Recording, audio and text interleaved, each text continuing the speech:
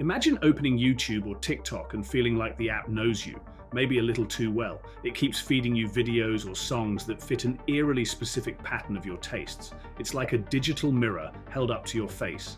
In this episode, we'll explore how algorithms create an embedding of you, your digital profile, how that traps you in a loop of familiar content, and whether you can break free. Can you really escape what the algorithm thinks you are? I'm Dr. Dude. Let's abide and get in it.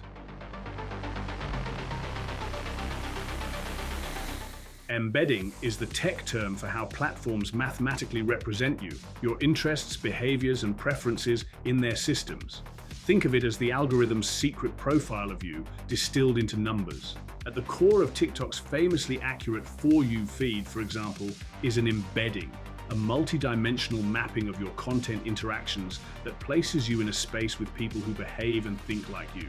In other words, the app clusters you with users of similar tastes and feeds you what people like you tend to enjoy. The result? Your feed becomes a reflection of that profile. As one observer put it, the For You page is not a feed, it is a mirror, reflecting back your behavioral patterns with uncanny precision. But how do these platforms figure out who you are in the first place? It's not just about what you explicitly like or follow. Modern algorithms go much deeper, especially TikTok's. TikTok watches micro behaviors, how long you pause on a video, which clips you replay, even which sounds or faces catch your eyes before you scroll. Every swipe and hesitation is data. Every swipe, every pause, every half second of attention is collected, stored, and fed back to you.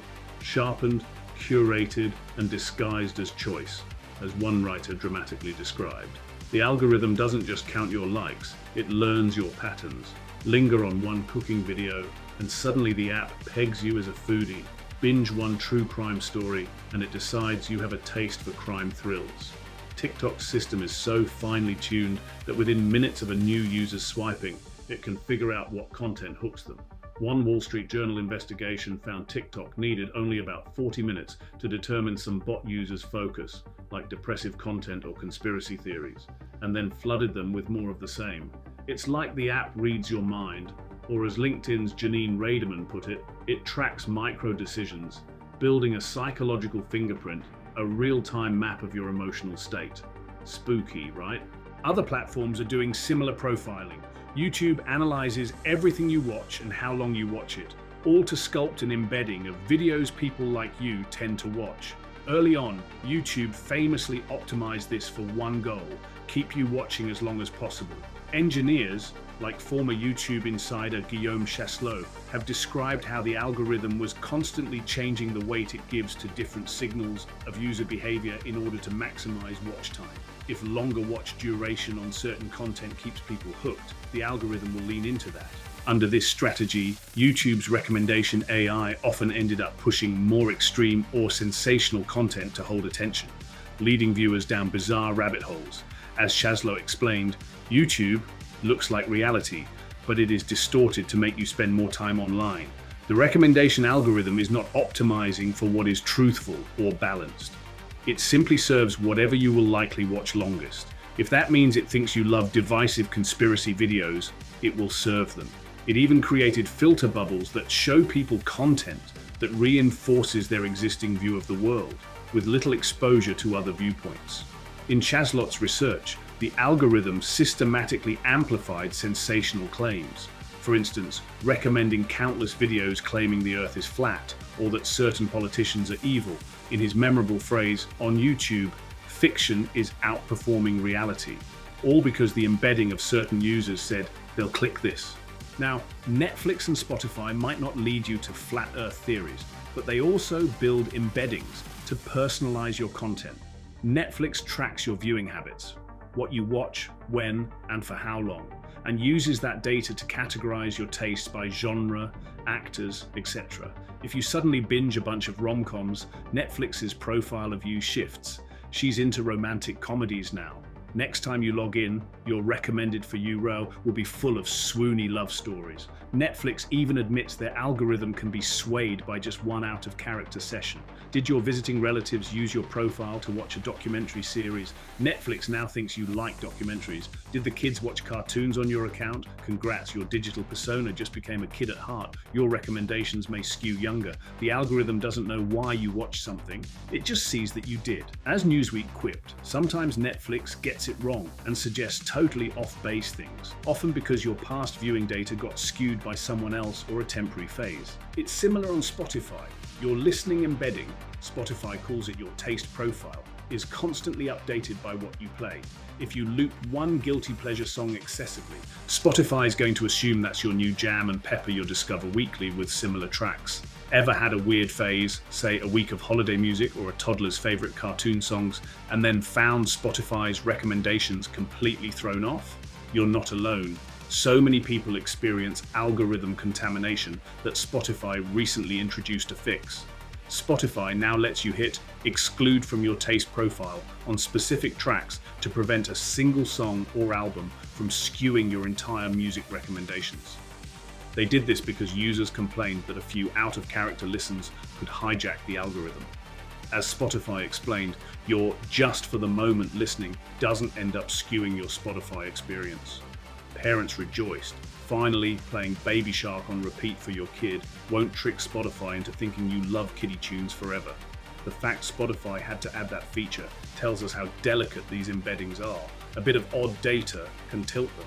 One ill-advised deep dive into K-pop or death metal, and your carefully trained music profile is suddenly off on a new tangent. So, by now you realize your embedding is basically what the algorithm thinks you are. It doesn't see the full you. It sees a pattern of behaviors and tries to label you.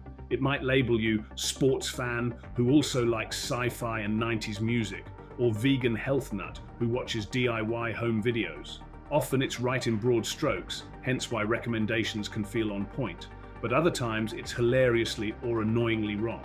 Have you ever thought, why on earth is it recommending this to me? That's a clue your inferred profile has some false assumptions. For example, Netflix might still believe you're into a genre your ex-partner loved because you watched those together. Sorry, I don't actually want more zombie flicks, that was my ex. The algorithm doesn't know that context, it just knows you watched zombies before. Likewise, YouTube might think you're a hardcore niche enthusiast because you went on one late night rabbit hole. And TikTok might decide you're depressed just because you lingered on a couple of sad videos and then start serving you a flood of sad content that makes you feel more so. In a very real sense, these platforms construct a version of you based on data, and then they feed that version of you back to you. One author described it perfectly. You think you're choosing the feed. In truth, the feed is choosing you. Your likes and views train the algorithm, and then its choices retrain you in a feedback loop. So if you ever find your recommendations weirdly out of sync with your true interests, or too narrow to breathe, it's because your digital doppelganger, the embedding, has taken on a life of its own. That leads us to the big question: can you change it? If the algorithm has you pegged as something you're not, or you've simply outgrown what you liked last year, how do you break out and reshape your profile? As our core concept warns, you can influence your embedding, but it's harder than you think. Let's see why. One reason it's challenging to change the algorithm's view of you is that it places you among clusters of similar users, your similarity profile. Essentially, you're in a digital neighborhood with people who have comparable behavior, and you get recommendations that worked on those neighbors. Ever notice how a platform says people who liked X also liked Y? You are those people in the system's eyes. Your embedding is like a coordinate in a huge multi-dimensional space of user preferences. Moving that coordinate, i.e. moving you to a different neighborhood, isn't straightforward. You can't just tell YouTube, hey, I'm bored of this, show me something completely different. At least not in so many words. Instead, you have to demonstrate new interests through your actions, consistently, to nudge the profile. So how can you disrupt this similarity profile? One approach is to mix up your activity. Basically, feed the algorithm new and diverse signals. For example, on TikTok, if you're tired of one type of content dominating your feed, you can actively seek out other topics. As one TikTok researcher advises, look for a keyword or hashtag and engage with videos on that topic. That's a great way to introduce something new to your algorithmic diet. If you normally get makeup tutorials, try searching for nature hikes or tech gadgets and interacting with those. On platforms like Instagram or Twitter, you could follow a bunch of accounts in a new field. In fact, Instagram's algorithm tends to respond quickly when you follow new accounts or like new pages. It will start showing you more of that fresh content almost immediately. The key is engagement. The algorithm learns by what you spend time on. Click, like, subscribe, etc. If you want to change its mind about you, you have to change your behavior patterns consistently. 1 or 2 token clicks on a new topic likely won't outweigh months or years of past behavior. Remember, these systems put a lot of weight on past data. It's literally the training set for your model. So you have to send a strong, repeated signal that, hey, I'm into other stuff now. That said, small actions can help if they're deliberate. Here are some tricks tech-savvy folks use. Use the tools provided. Many platforms let you give feedback. Hit not interested or don't recommend this channel. YouTube has these options on videos, or thumbs down things that don't fit. Netflix famously had a 5-star rating system, now just a thumbs up, down. If you tell Netflix a suggestion is not for me, you're training it. Spotify's new exclude feature we mentioned is another tool. Use it to prevent mishaps, see image below. The more you prune and curate using these tools, the more you gently push your profile in a new direction. Clean your history. If something in your past viewing listening history is really skewing recommendations, consider removing it. Netflix allows you to delete specific shows from your viewing activity. If that one reality TV binge is tilting your profile, you can erase that evidence and Netflix will recalibrate. It won't remember you watched it, so it stops influencing recs.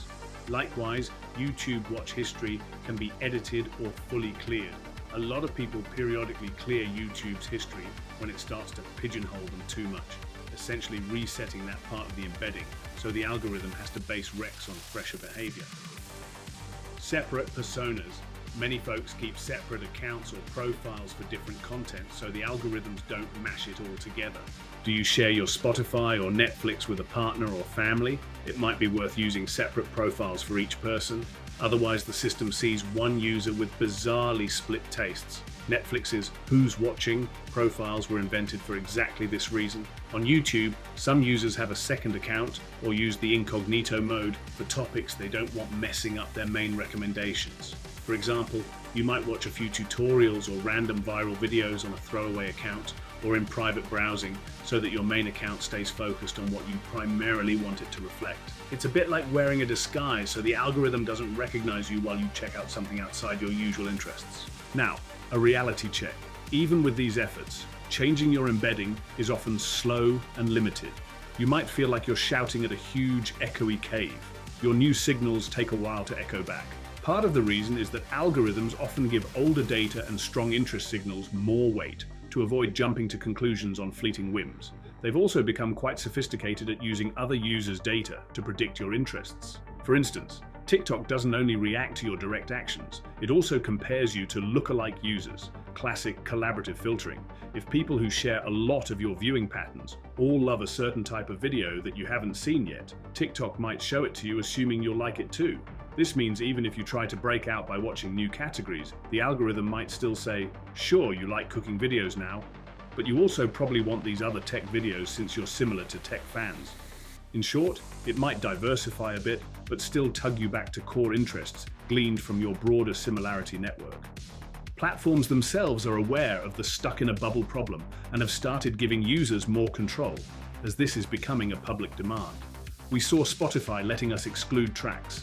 YouTube in recent years added features to add to your feed certain topics or don't show me content like this. Facebook and Instagram let you snooze or hide certain content to manually tweak your feed. These are all ways to disrupt the algorithm's assumptions, creating friction in the feedback loop. Use them. You're basically steering the AI, even if just a little. A great example of taking control is what Spotify achieved. Users had long complained that if they, say, played relaxing white noise at night or looping kids' lullabies, all of a sudden their Spotify would think they're super into ambient tracks or children's music.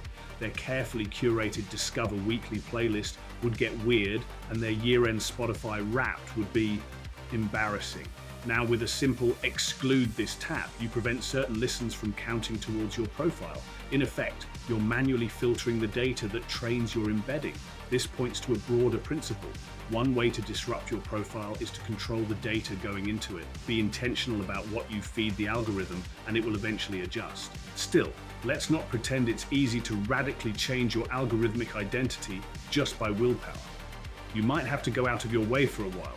If you've spent 2 years only watching gaming videos on YouTube and now you want to see art history, you may need to almost exclusively click art videos for a significant time before YouTube really gets the hint. During that period, you'll likely still be bombarded with gaming recommendations because that's the strongest signal so far.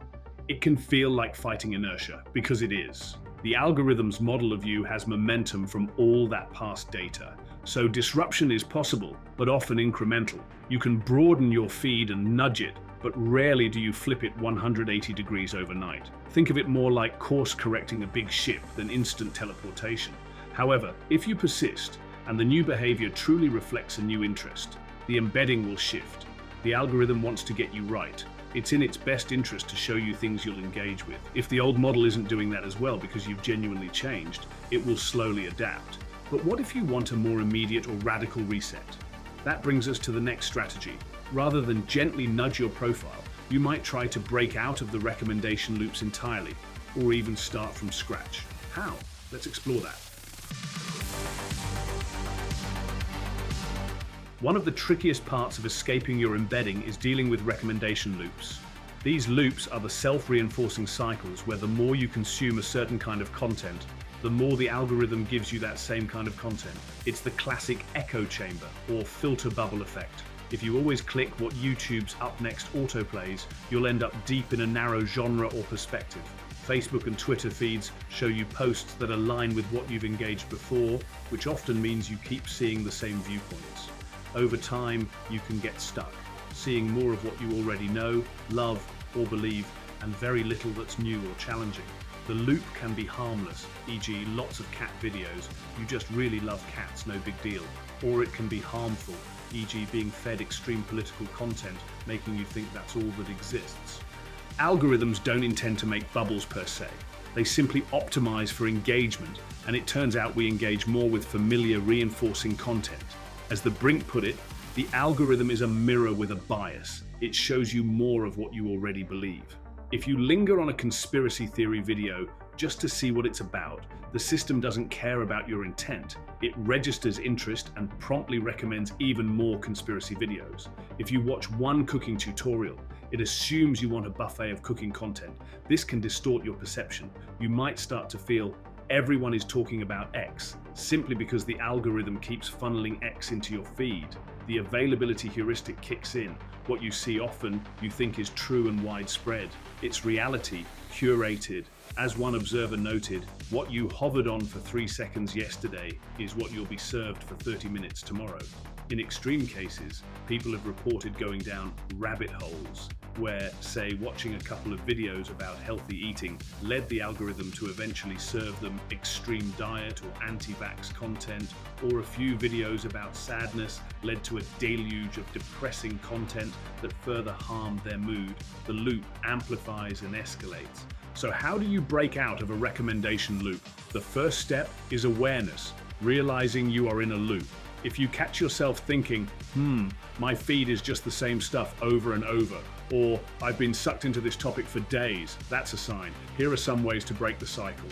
Deliberately seek variety.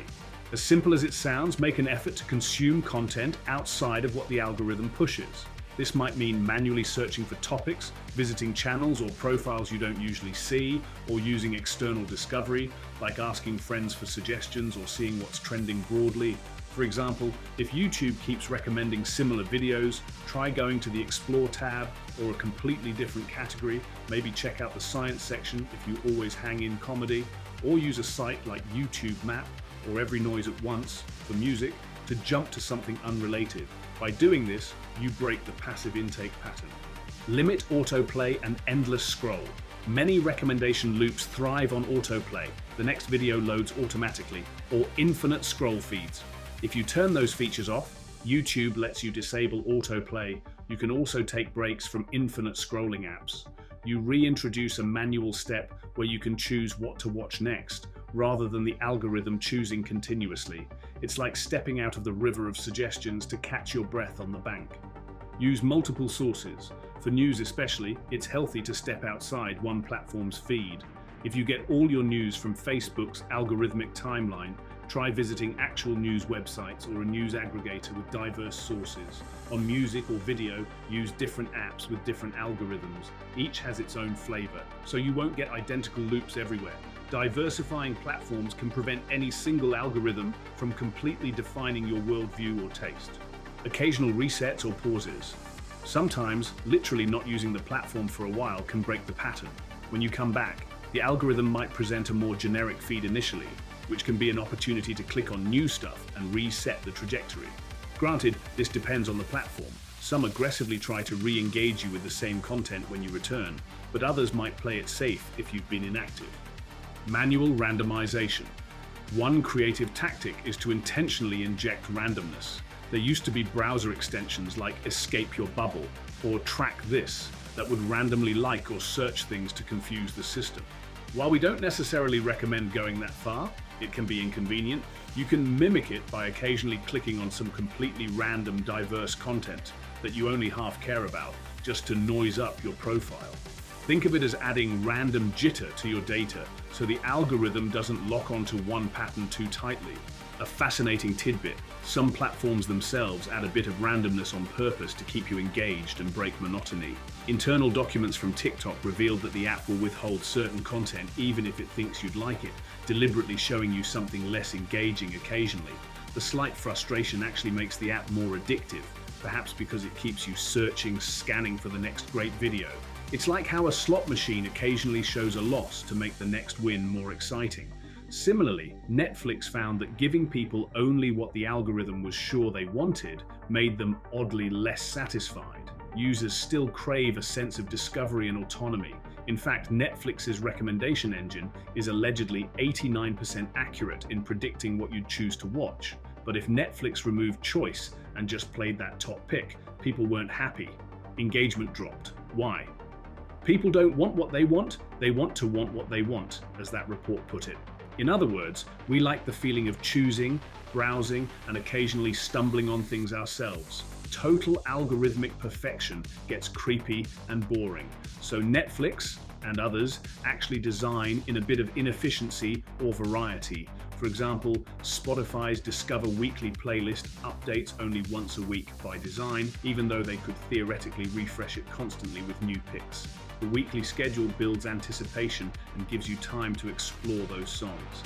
Amazon's product recommendations famously include a few oddballs among the obvious picks to maintain the feeling of browsing and discovery. This is sometimes called maintaining the friction of delight, slight friction that makes the experience more human and enjoyable. What does this mean for you? It means even the algorithms know that pure echo chamber is ultimately less engaging, so they might be receptive to you breaking the loop. When you start seeking variety, the smarter systems won't punish you. They might actually accommodate and start showing broader content because they detect that you like a range. You're effectively signaling, give me some serendipity. However, if you find a loop particularly pernicious, say you're stuck in a negative content spiral, e.g. doom scrolling, depressing news, or toxic drama, you might need a stronger intervention. This could be a full reset of your profile, or even avoiding that platform for a while. Which brings us to the concept of more drastic measures, like creating noise or doing a hard reset on the algorithm's brain. Sometimes you don't just want to nudge your embedding, you want to shake it up entirely. This is where adding noise comes in. In the context of algorithms, noise means randomness or irrelevant data that confuses the signal. By injecting noise, you make it harder for the algorithm to confidently classify you in the same old way, essentially forcing it to recalibrate. One form of adding noise is what we mentioned, intentionally consuming random content. Imagine spending a day on YouTube clicking totally all over the map videos. A cooking tutorial here, a football highlight there, a history documentary next, then a K-pop music video. Your watch history would look like an eclectic mess. The algorithm might scratch its head. Who is this person? I thought they just liked one thing, but now they're everywhere. In response, it might broaden what it shows you, at least for a time, until it detects a new pattern. You've made your behavior noisy, so the previous strong signal is diluted. Of course, this method is a bit impractical for everyday use. Who has time to constantly watch random stuff they're not actually into? But doing it once in a while, or in a lightweight way, can refresh your recommendations. Think of it as giving the algorithm a mild case of amnesia, or at least confusion. Another approach is using platform-provided reset buttons. Some services have started offering this. For instance, TikTok added a refresh your For You feed option. When you hit that, TikTok will treat your account as if you just started fresh, temporarily that is. It'll show you a bunch of general popular videos and watch how you interact to relearn your interests. However, important caveat, this isn't a true wipe of your data. TikTok doesn't actually forget what it knew, it just ignores it for a while to give you new stuff. As researcher Salvatore Romano explained, hitting refresh is more like, let's cool it on these topics for now and try some new ones, then later we might come back to your old preferences. So old habits may resurface if you drift back to them, because the data is still stored. Still, users report that the refresh feature can be a nice palate cleanser. It introduces enough noise, random popular content, that you might escape a rut and then steer your feed differently from there. If a platform doesn't offer a reset button, the brute force method is to create a new account or new profile entirely. This is the ultimate reset noise strategy. You start as a brand new user with no history. The algorithm only knows the general demographic or regional info you gave at sign up, if any, and has to rely on your real-time behavior. Experts note that having multiple accounts is one of the best ways to control personalization. It's tough seeing outside one's bubble, but a true fresh start can be achieved with a new account. This is obviously a bit extreme for casual needs, but some people do maintain separate personas.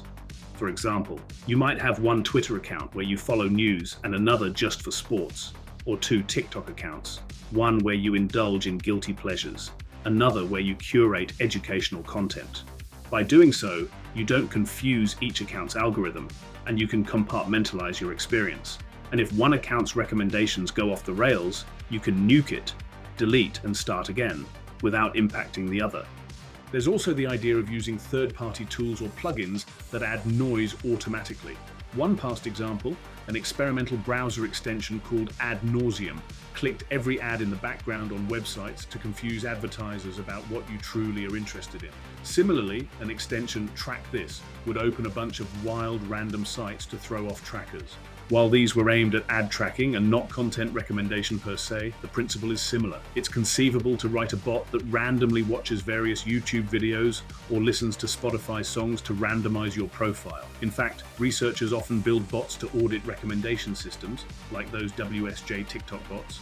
However, doing this yourself is complicated and might violate terms of service if done aggressively.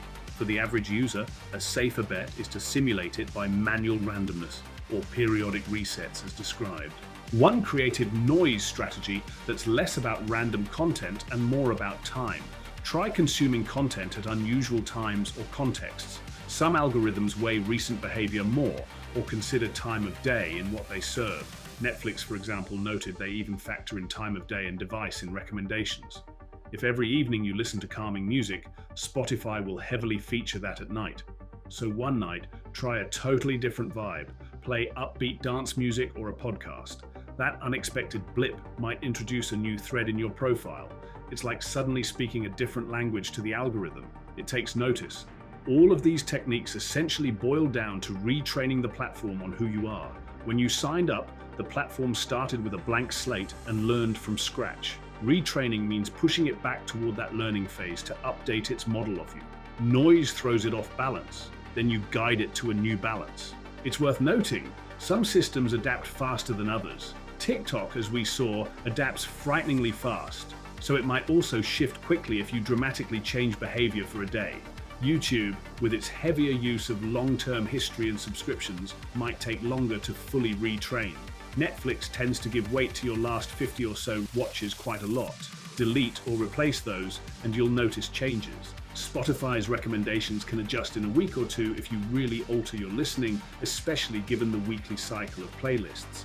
One more reset trick: log out and use the service logged out or incognito for a different feed. For example, the YouTube homepage when you're not logged in shows trending and general popular videos. Browsing in that mode for a bit might show you content you'd never see on your tuned personal feed. If something interests you, you can always search or watch it on your account, thereby injecting that new interest into your profile. It's like scouting the wider world anonymously, then bringing back souvenirs to your own profile so it learns.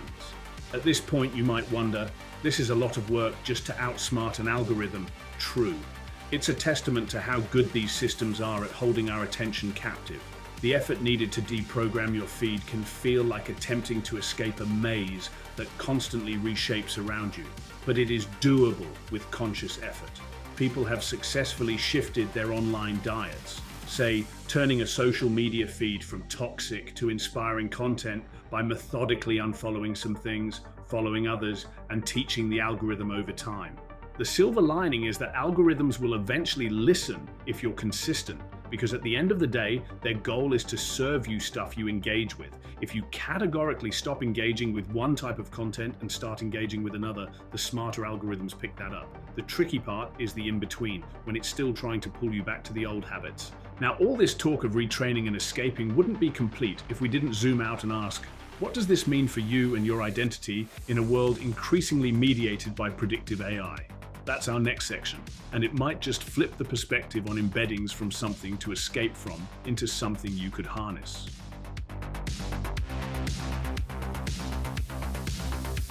We live in an age where AI is constantly predicting our next move. What video we'll want to watch, what song we'll enjoy, what product we might buy, even who we might date, dating app algorithms, hello. Your embedding, that digital profile, is used not only to keep you hooked, but also to categorize you for advertisers, personalize your online experiences, and more. It's easy to feel like this algorithmic persona is a cage, locking you into a certain identity defined by past behavior. But here's a thought. What if you could consciously reinvent yourself in the eyes of these algorithms? In other words, instead of being passively shaped by your embedding, you actively shape it to match the identity you choose or aspire to. This flips the script. Rather than the recommendation loop quietly nudging you into an echo chamber, reinforcing only the opinions you already hold, you can decide to use the algorithm as a tool for personal growth or change. For example, say you want to learn a new skill or develop a new interest. You could start watching videos or following accounts about that topic. At first, it's manual effort, but before long, the algorithms will start feeding you more of that positive new diet. Want to become a more optimistic person? Engage more with uplifting content and less with doom and gloom. Over time, your Facebook or Twitter feed will reflect more positivity, at least relative to what it was. In this way, embeddings could potentially empower you by creating a reinforcing loop for the good habits you choose. It's like training a personal AI assistant to support the new you. There's a compelling line in that Brink article. Soon the boundaries blur. Is this what I think or what I was shown enough times to believe? This speaks to how our beliefs or tastes can be influenced by repeated exposure, but it cuts both ways. You can choose what to be exposed to repeatedly, to some extent. If you curate your inputs, the outputs, your thoughts, feelings, will follow. Your algorithmic mirror will amplify whatever you point it at. So point it at something that broadens your horizons rather than narrows them. If you follow diverse voices and sources, your feed will diversify, and you'll learn new perspectives. If you start exploring a new genre of music, your streaming app will soon serve up even more cool tracks in that genre, accelerating your exploration. In a way, you co-evolve with your algorithms. However, reinventing your identity in digital terms isn't just as easy as hitting refresh on an app. There's a psychological element. We often gravitate toward content that affirms our current identity. It's comfortable. Breaking that habit can feel odd, but people do it, sometimes intentionally, sometimes prompted by life changes. Think of someone who, say, used to party a lot and listen to club music, but now is into wellness and listens to podcasts on meditation. Their feeds and suggestions across Spotify, YouTube, Instagram, etc. will gradually shift as they themselves shift. The algorithmic profiles will lag behind at first. You might still get party music recs for a while, but eventually they catch up. It's during that lag that you really notice, the algorithm thinks I'm still old me. Keep at it, and you will shine through the data in time. There's also a notion of digital self-defense or privacy through obfuscation. Some people deliberately maintain a vague or mixed online profile to avoid being too transparently targeted.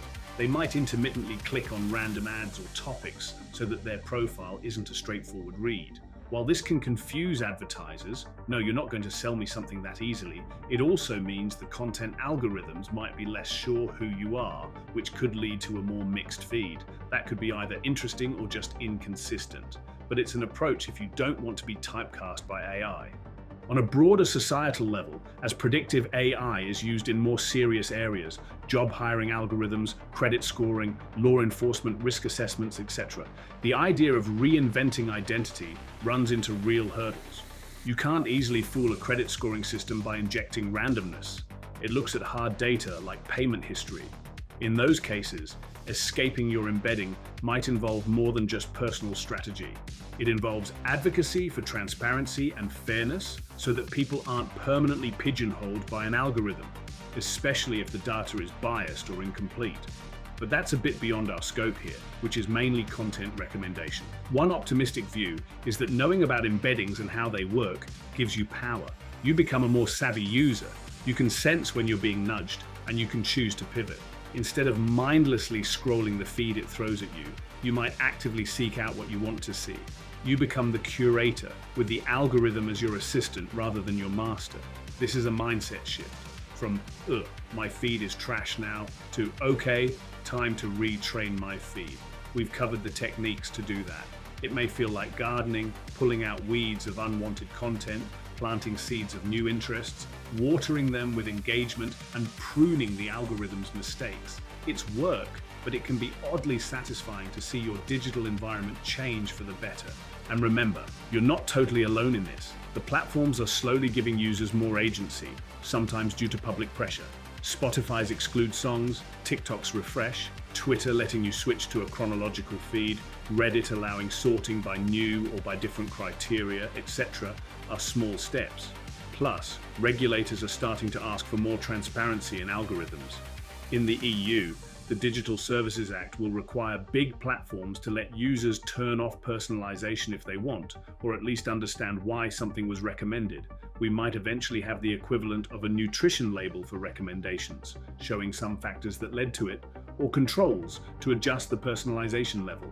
Until then, we have to take matters into our own hands to escape any unwanted algorithmic traps. To sum up this section, your identity is not fixed, and in the digital realm, you can reinvent it by intentionally changing your inputs and interactions. The algorithms will follow suit, albeit grudgingly at times. It's a dance between you and the AI. Sometimes you lead, sometimes it does. By asserting a bit of control and understanding how the system works, you put yourself back in the driver's seat, steering your online self rather than being steered. It's almost empowering once you get the hang of it. Speaking of empowerment, that's a perfect note to end on, with a little teaser for the future.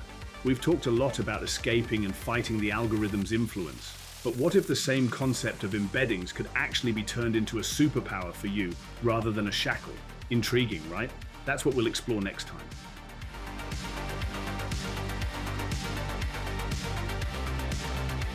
We've seen how escaping your embedding is an uphill battle, but imagine flipping the script. What if you could use your embedding to your advantage?